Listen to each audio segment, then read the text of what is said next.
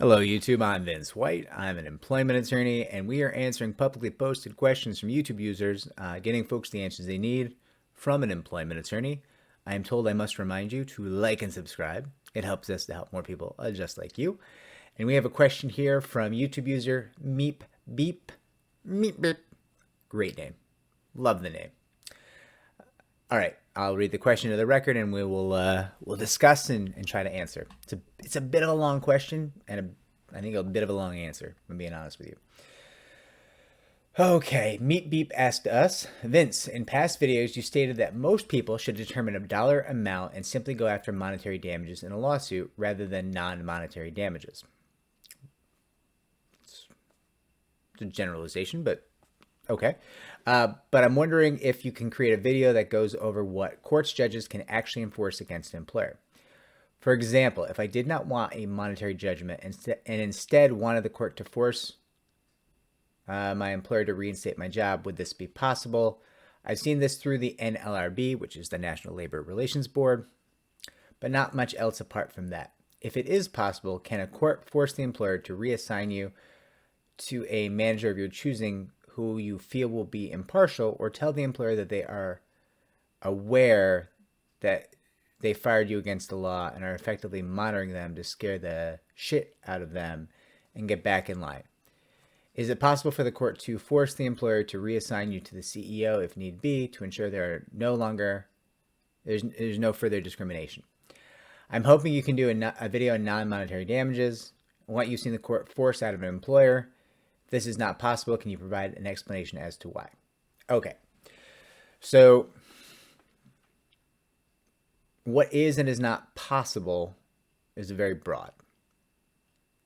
You kind of know to the National Labor Relations Board. That is an agency that has some power to put people back to work. You might also find under collective bargaining agreements certain arbitrators dealing in the union setting or in the civil service setting can put people back to work. Those are going to, generally speaking, be the most common situations that you're going to be seeing a judge, an arbitrator, an agency put someone back to work. OSHA might, in certain situations with certain whistleblowers, I feel like I've heard of that, although I don't pretend to be an expert on like OSHA findings, but I feel like I've heard of OSHA being like, you got to put this person back to work. As I say that, it sounds wrong to me, but I do have a notion that I've heard of that before. In general, if your case is pending before a state court or a federal judge, I'm going to tell you 99 times out of 100, getting put back to work is not on the table. I can't tell you never, because I can't speak to every jurisdiction. I don't know the laws of every single jurisdiction. Even if I did too, I wouldn't be allowed to advise you as to the laws of most of those jurisdictions because of bar associations. So I can't say never, but I can say almost never.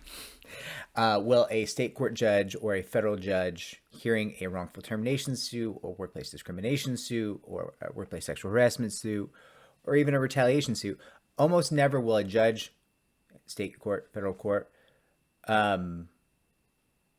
put someone back to work. Now, there's a couple reasons for this. The first and simplest reason is that the statutes are generally written in a manner that monetary damages are used as a punishment tool. Now, they're used kind of as a punishment tool to harm the employer, but also to make the victim of workplace discrimination, sexual harassment, whatever it is, whole again. I would argue often those damages do not make people whole. They're insufficient. As many of the laws are written, to my mind, the way the damages are calculated, I want to see people get more. But that is how most of these laws are written.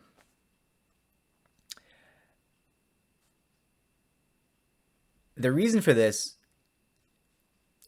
it kind of flows from something, and I'm going to butcher this because I'm not a commercial attorney, but nor am I really a constitutional attorney. But the government's generally going to view business as something it's not capable of.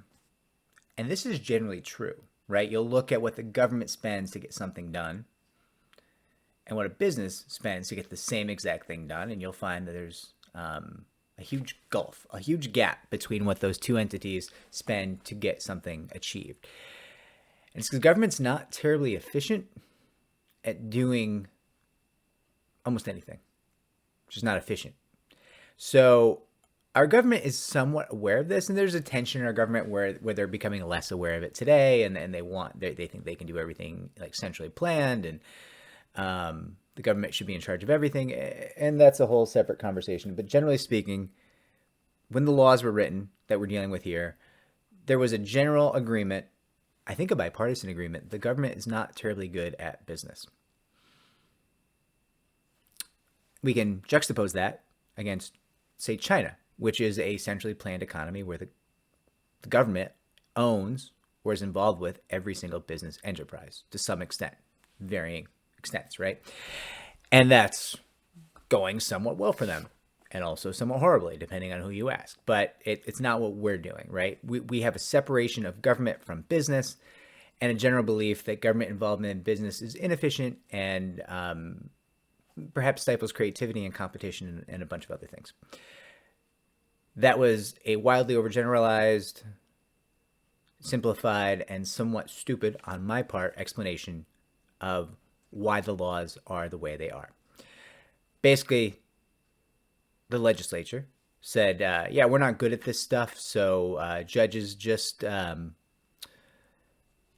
take money from the bad people and give it to the victims. And often government agencies will go a step further and say, hey, yeah, give a little bit of money to the victim, but give most of the money to us. We're going to call those fines, and you just give the money to the government when you do bad things. You don't even give it to the person you wronged necessarily. And they're giving the money to the victim because it's simpler, and they're making the employer give money to the government because the government wants more money. So that's kind of why, like, that's generally how we got the laws that we got. And by the same token, the people writing those laws, when they were writing them, didn't really want to be involved in equality, right? A lot of these laws harken back to the civil rights movement, when certain parts of the country, it was a good idea to be voting for equality in the workplace to some extent. But at the same time, in most of the country, it wasn't. And even in the parts of the country where it might be a good idea to get you elected to vote that way, it was a really bad idea to get you, let's say, campaign contributions and jobs in the private sector after you hold office, right? If you vote for equality in the workplace, well, your post-public service job prospects might take a hit. And that's what a lot of these people are playing for. They're not really, right? The average House of Rep doesn't get a lifetime of political service, right? They're looking for what's going to happen after, right? And that's true of many political officials, elected officials, right? So they want contributions to their campaign, and they want to know how they're going to make money after office. And being too dedicated to human decency and equality in the workplace is going to create you some enemies in the private sector, in corporations, right? That's true today. It was even more true during the peak of the civil rights movement. So what they were doing was drafting laws that kind of put attorneys in these bounty hunter roles where they can go and try to win money for you. And in so doing, they cast the attorneys as like the enforcers. But in their minds, in the politicians' minds, I suspect they were casting the attorneys as the villains, because they can go to the corporations who donate to their campaigns and give them jobs after office and say, yeah, those attorneys, they're garbage. They're just ambulance chasers. Look at these shits, right? And then we're talking about me, essentially, right? And it's not us. It's not us. We had to vote in those laws, but it's those attorneys. And I think the attorneys were something of a scapegoat. It was a way to like bait and switch, like to do something that would get them elected vis-a-vis like, supporting civil rights, but then bait and switch and be like, but it's those garbage attorneys, right? So to the extent that you asked why the laws are the way they are, that's why I believe the laws are the way they are in this field. Um,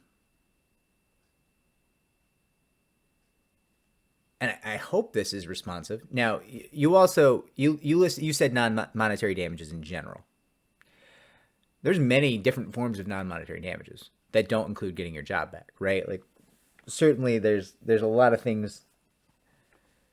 I mean, anything that's not money, right, would be viewed as non-monetary damages, and you can definitely obtain other non-monetary damages in a case. Um, but I think the crux of your question is, can you get your job back? Can you be placed with the manager you want? Can you be reassigned to the CEO?